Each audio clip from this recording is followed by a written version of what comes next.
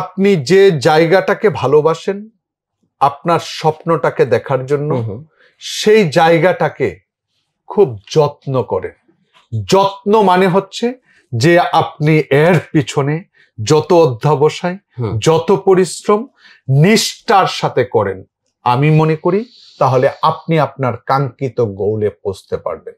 আর যদি আপনি বলেন যে কি থেকে বিরত থাকবেন, আমি বলবো যে তরুণ প্রজন্ম, আমরা যারা নেক্সট জেনারেশনের কথা, স্টুডেন্ট যারা বড় হবে তাদের কথা বলছি, আমি আবারও বলছি যে সময়কে গুরুত্বের সাথে বিবেচনা করতে। কারণ এই সময়টুকুই আপনার ছাত্র জীবনের, যে লেখাপড়া শিখবেন, যে দক্ষতা শিখবেন, সেই দক্ষতাটা দিয়েই কিন্তু আপনি আপনার কর্মক্ষেত্রে যাবেন। এখন এটা যদি অবহেলার শিকার হয়, অতএব আপনার কিন্তু সেই কাঙ্ক্ষিত লক্ষ্যে পৌঁছতে পারবেন না। অতএব সময়কে নষ্ট করবেন।